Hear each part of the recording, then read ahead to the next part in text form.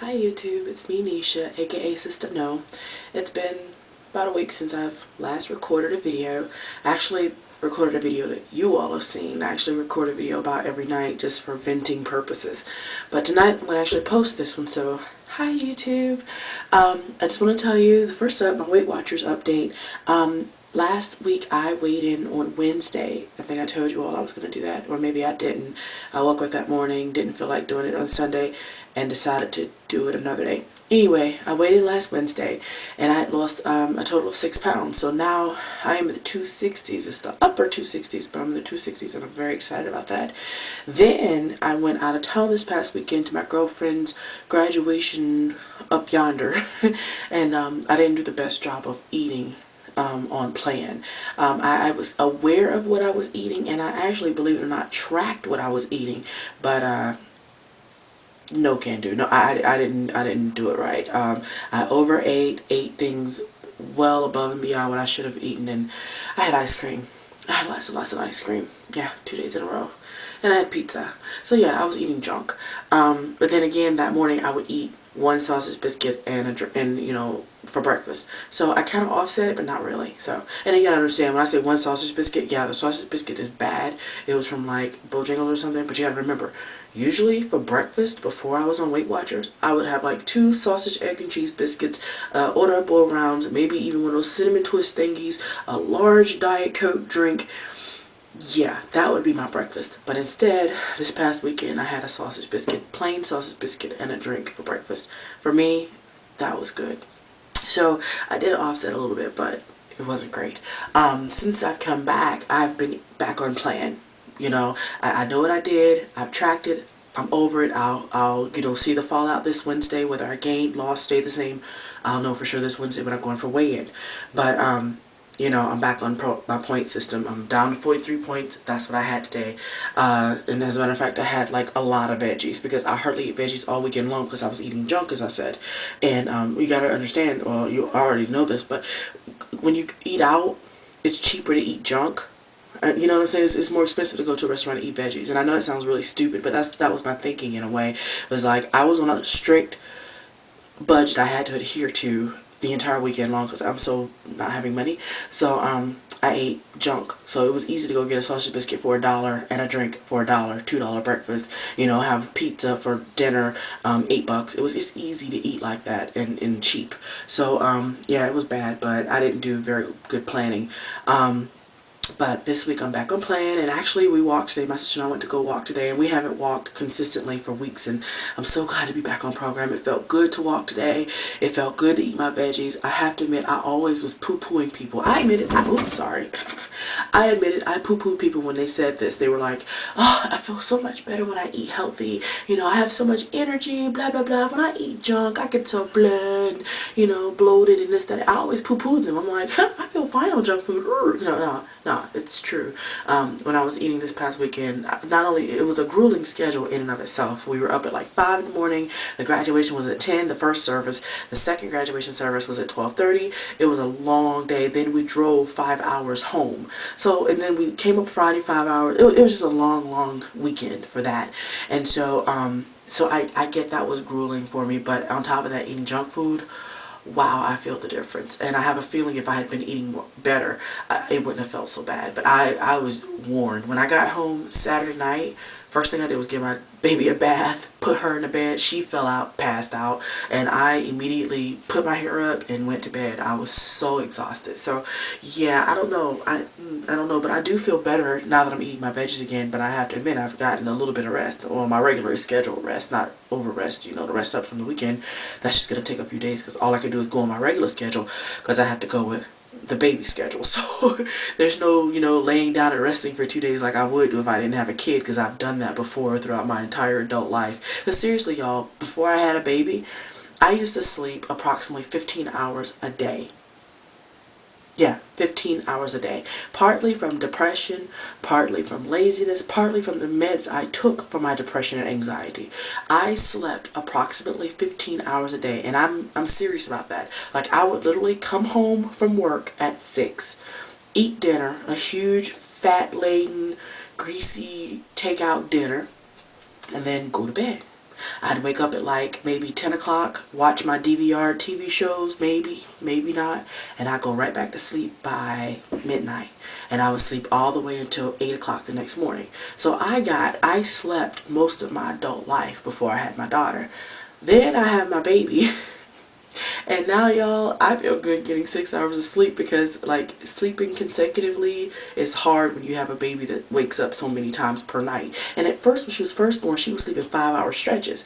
And then eventually, it just it morphed into something totally different where I think I told you all once at 10 months this child was waking up between every 30 and 45 minutes, just waking up crying, and I had to teach her how to sleep and fall asleep on her own and self-soothe, which is a rough experience in and of itself. But one day I'll do a video on that because I know there's people that are searching videos right now on the cry it out method, that, you know, all kinds of method. I can go through the entire list and I can go through the entire authors, but I won't. I'm just going to say that that was a harrowing experience, and I will post a video on that one day just because I was one of those mothers searching for videos on people who actually did these methods and how they did it and why they did it, because there are people out there that think I'm the worst mother in the world because I let her cry.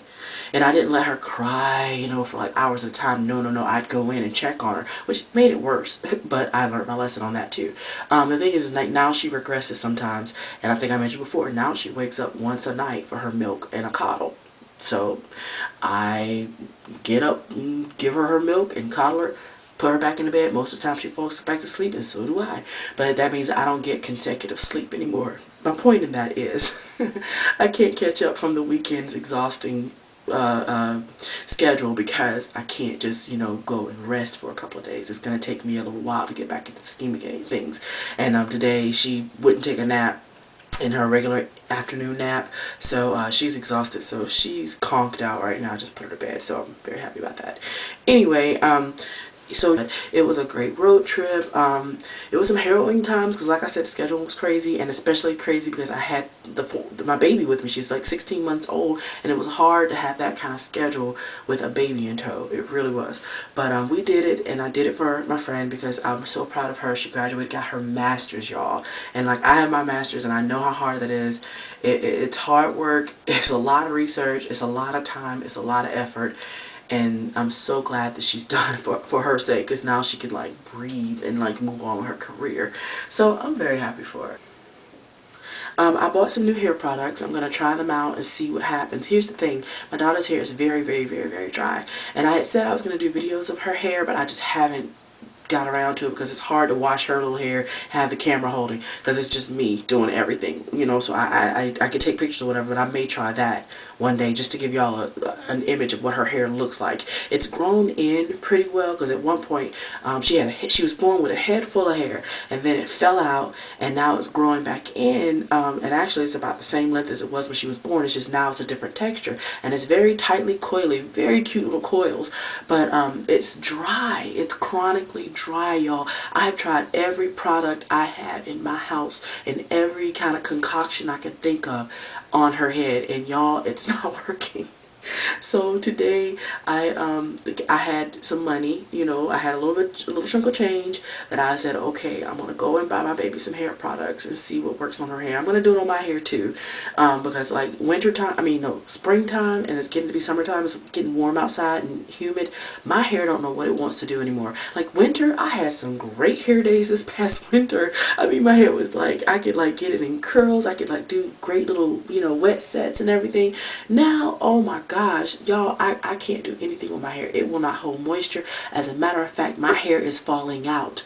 It is shedding really badly, and I know my hair's cycles, and this is excessive shedding. It's excessive shedding for me. And I know it's shedding because there's longer strands and sometimes has the bulbs on the end. And I've seen some shorter strands, so it's breaking as well.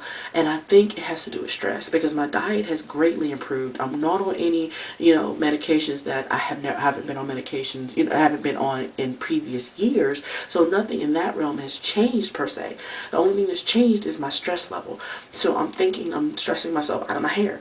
So like I said, I did the deep conditioning. I'm going to do that again this week. I don't know what else to do to combat this problem, but my hair is having issues because of the change in the climate. The weather's changed, and it was great during the winter time, and now it's getting warm and getting humid outside, and moisture's everywhere, and my hair doesn't know what it wants to do with itself. And my daughter, I cannot get her hair to retain any moisture. I moisturize it, and then I try to seal it. It doesn't work. And the thing is, like I said, at her age, I don't have any satin options for her, and I don't have the money to buy a bunch of stuff. Like, I don't have the money to like go and buy products. It's like this point, with trying to find something for her hair, I would become a serious product junkie. Serious product junkie. I'm already like slightly a product junkie because I do have like all the elements to make just about any concoction you can name. Like, I literally have all of the elements of concoction basics that you can have in your home. So I could make any concoction, but I can't figure out how much of one thing and how much of the other to put in there to, you know, really make a difference in her hair. So I went out and bought a previously made product. I think it's Uncle Funky's daughter. I'd heard good things about it, so I'm going to try it on her hair and see if it's something that works for our hair. Then I will use it, and then this winter go back to what I was doing that was working for both of us, actually. But like I said, her hair texture's changed, and I thought it had changed into something I was familiar with, but now I'm thinking it hasn't.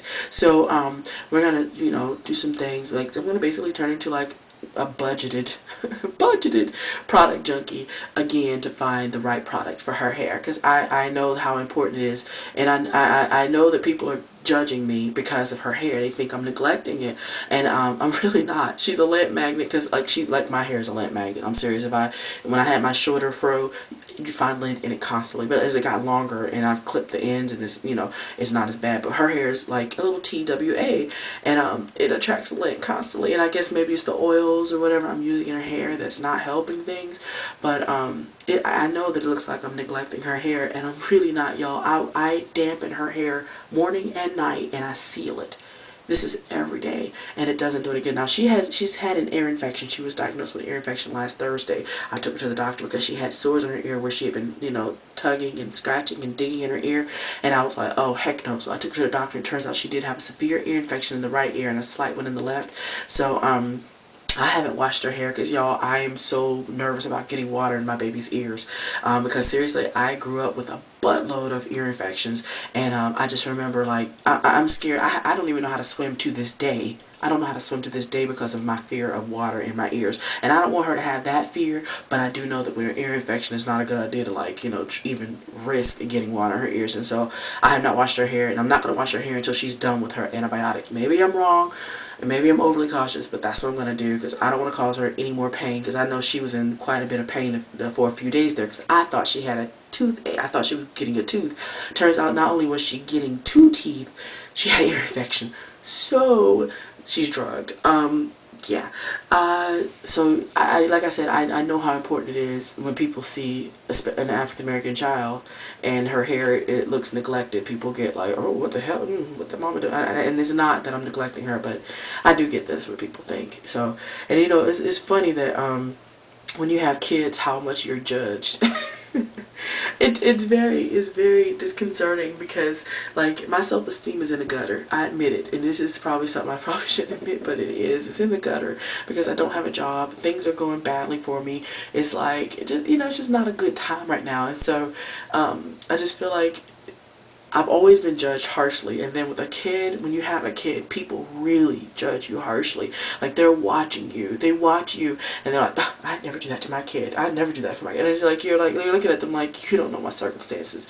You don't know what I'm going through. And I have a feeling people are judging me harshly, and they don't know the whole story. And it's very upsetting at times. Like, I try not to be too sensitive about things, but I do realize that, like, emotionally, I am a roller coaster right now, and I've never, like, seriously, y'all, I've never been one to cry easily, but, like, it's like lately, just a bumblebee in my head can, like, make me cry. It's crazy. My emotions are crazy, but I'm gonna work on that. I'm working on that. I'm working on that. My main thing, my main goal right now is to get a job, because getting a job will be a jump start for me to take care of other things in my life. It is. And the weight loss is helping as well. I went today to find an outfit for interviewing purposes, because my interview outfit is a fall winter outfit. Yeah.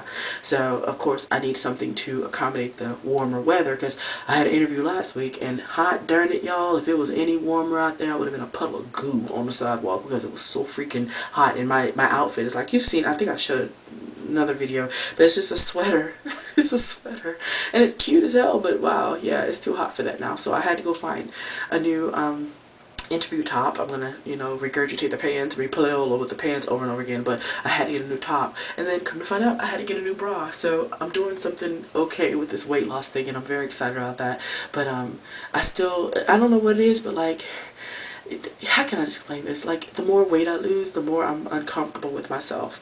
And I know that's so bass backwards. It's bass backwards, but I think it has to do with outside things, not the weight loss. But I look in the mirror and I see I kind of can see it, but then all I see is, oh God, I gotta work on that. Oh, what about that? Okay, so ooh, you know, and I see bad parts. When I was bigger and not even on the diet, I didn't care.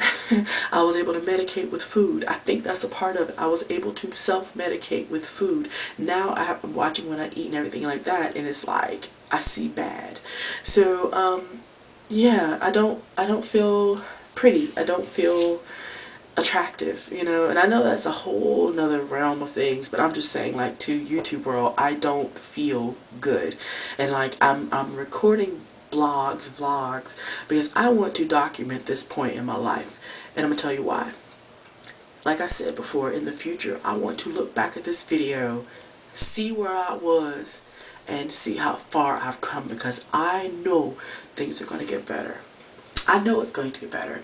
But right now I'm at such a low point. I want to document it so that I can look myself in the eyes in this video and say, you are going to be in a better place because you've set the foundation. I've set the foundation to go to a better place than where I am right now. I have. So, and I'm still setting this foundation with the weight loss. I've got the education, I've got the experience. Now I'm just trying to put everything in motion to get myself out of this deep, dark place that I find myself in. So it's okay, but like I tell you what, I'll be making another video after I weigh in on Wednesday to let you all know what happened, because I don't know. Like I said, I don't weigh myself at home because the scale is so crazy. The scale at home is too freaking crazy for me to weigh at home. So even though it's sitting right there in my kitchen beside the fridge, I don't get on it. I just kind of look at it and go. So I'll go to the official weigh-in on Wednesday morning, and I will make another video Wednesday and let you all know what happened. So I think that's everything I need to talk about. I think I've been all over the place in this video, which is nothing new. You all should be used to it. If you made it this far in the video, I really appreciate you, because you are listening to something I'm saying, and I don't feel like anyone listens to me very often. Isn't that stupid?